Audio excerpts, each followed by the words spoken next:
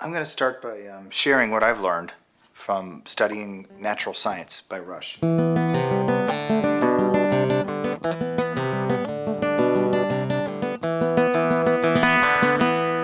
For me, this is a song that, by the way, has many sections. I'm sure you've heard it. It's off of the Permanent Waves album from 1980, and of course, 1980. That's right about the time when I started to learn how to play Rush. Well, how to play music, and I was playing bass. So I was going.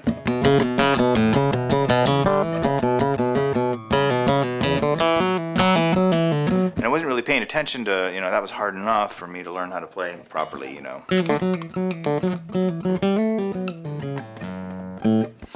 That was my focus at the time, but later in life I really began to appreciate this part of this section of the song called Hyperspace.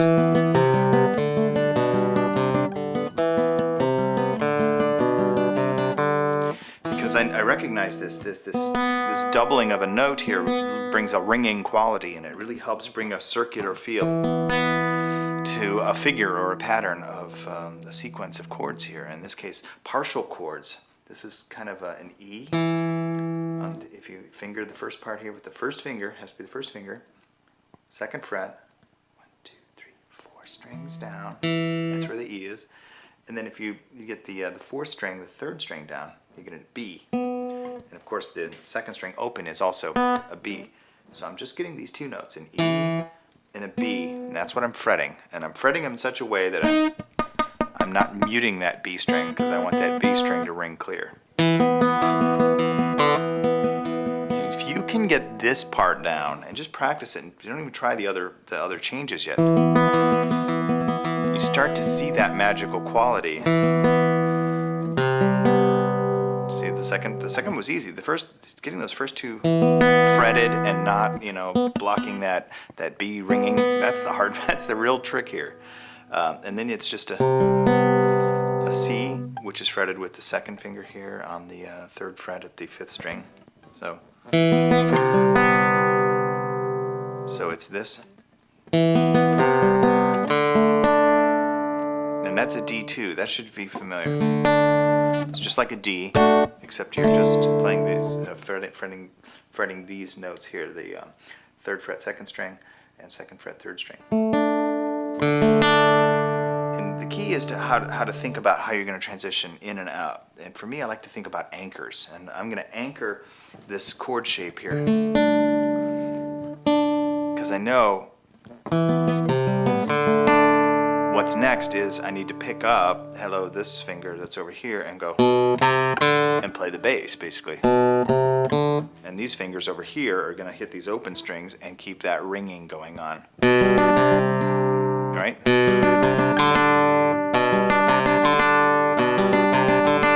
So just practice that too, just with one finger fretted here, this ring finger on the third fret second string, and just think about this guy. So that's anchored, so you forget about that. And what you're really working on is the partnership here between this and this thumb playing the bass, and also trying to keep those ringing notes here.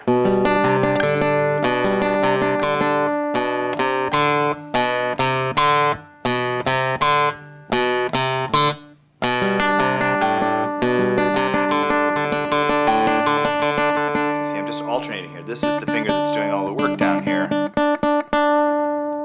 on the B string again. So this is a song that starts off ringing here with the B and switches to this note.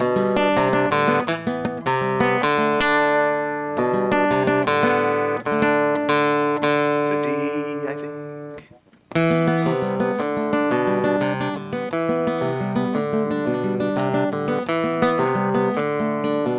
I'll play it slower.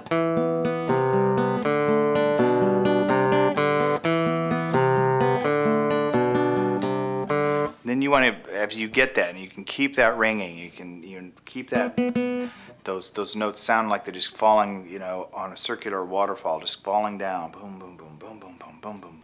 Then what you want to work on is this feel, this push feel. Wait.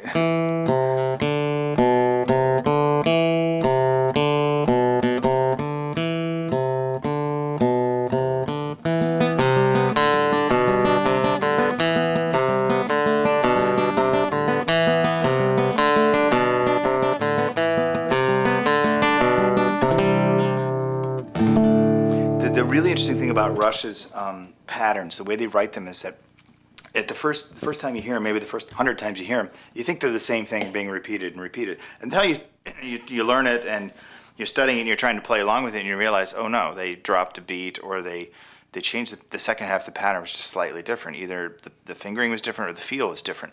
And they do this as one of their signature, gifts to songwriting and to really giving us great music to study.